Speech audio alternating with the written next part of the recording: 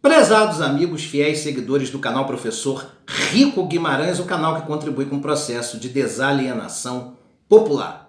Homeschooling, a falácia liberal, né? Essa é uma verdadeira ilusão que o liberalismo quer vender para os responsáveis de estudantes no nosso país, né? Que o sistema de homeschooling ele vai resolver a questão da educação no nosso país. Isso é uma grande falácia, eu vou provar por quê.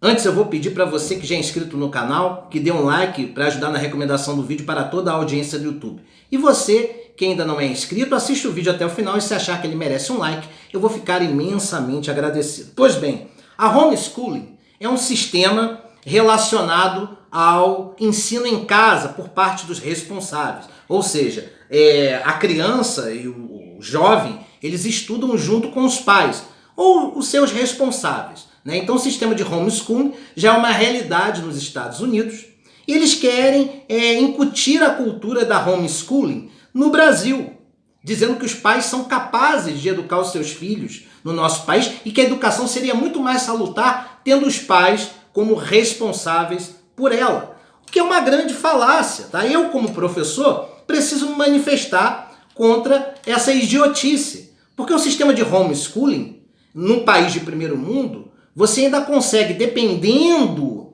da formação dos pais, aceitar com certas ressalvas. Agora, no Brasil, tá? Não há condição alguma para o sistema de homeschooling conseguir prosperar. Por quê? Simples. Primeiro, pelo aspecto socioeconômico.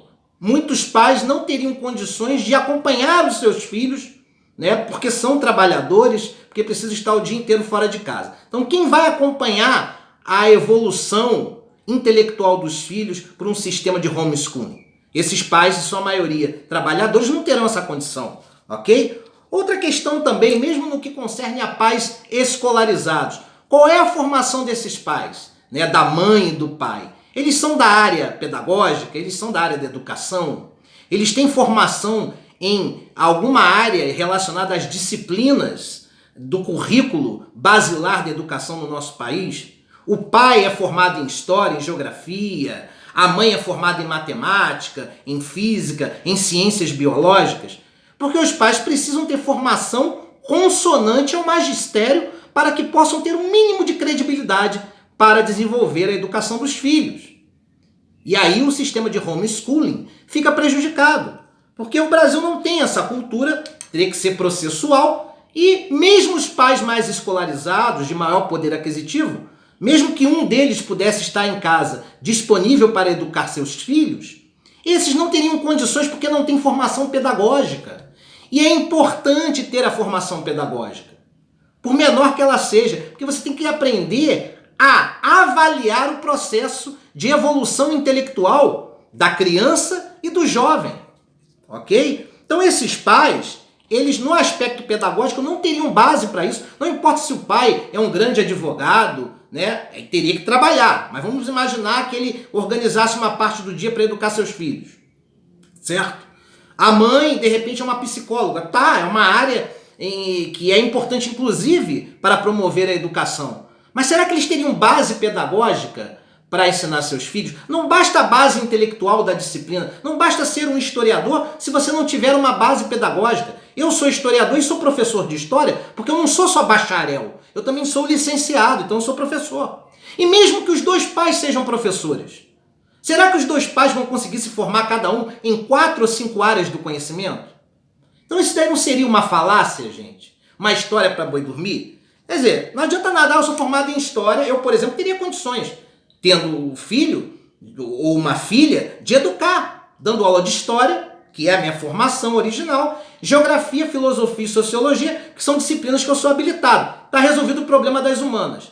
A minha esposa é formada em biologia, conhece também de química, basicamente. Mas quem vai dar aula de física, de matemática, quem vai acompanhar a leitura, né? A área das linguagens, quem vai ensinar o básico do inglês? Eu até arranho, mas eu não teria condições pedagógicas para poder passar o inglês, né? O verbo to be, seja lá o que for.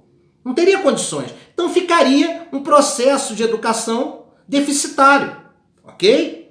E outra, indo para o campo direto, sem hipocrisia, né? Existe uma falácia de doutrinação esquerdista. Tudo bem, mais ou menos 70%, não há uma conta exata, mas 70% dos educadores têm tendências progressistas no que concerne a sua formação política e ideológica. Pois bem, vamos dizer que pelo menos esses 70 professores vejam que não é uma unanimidade, não há uma unanimidade. Você tem aí 1/3 dos educadores com uma base ideológica mais conservadora, tradicional, ou até mesmo reacionária. Tem muitos educadores até alienados na leitura política. Mas não importa, tá? Que sejam 2/3 de educadores com tendências à esquerda no que concerne ao seu capital político e ideológico.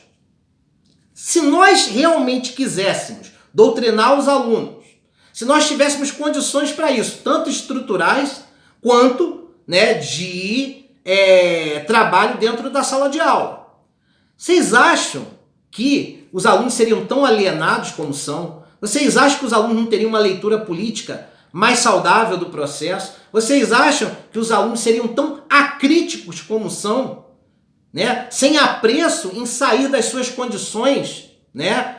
No caso, o aluno sair da sua condição de marginalizado, de segregado pelo tecido social. O aluno não tem, com algumas exceções, ele não tem incutido nele esse desejo de desconstruir o status quo. Se nós tivéssemos doutrinado os alunos, a maioria dos alunos teria condições de tentar sair dessa subserviência ao status quo, tentariam se politizar, teriam um nível de consciência política muito maior e jamais um sujeito imbecil como Jair Bolsonaro seria eleito presidente da República. Porque nesse processo todo de educação em que supostamente houve uma doutrinação esquerdista, jamais os alunos seriam tão vazios intelectualmente, tão superficiais conceitualmente, a ponto de não enxergar o processo político e de maneira acrítica votar num jumento como o Bolsonaro. Porque o Bolsonaro ele foi eleito, né, por ex-alunos de uma década, 2, 3, 4 décadas passadas. E todos eles passaram por esse sistema supostamente esquerdista, doutrinador. E esses indivíduos não teriam condições, né? Se tivessem sido politizados, eles não, com certeza não votariam num jumento como Jair Bolsonaro. Então só a eleição do Bolsonaro corrobora isso. E outra, se o professor tenta conscientizar o aluno durante a semana na sala de aula, igrejas e famílias tentam desconstruir essa conscientização nos finais de semana.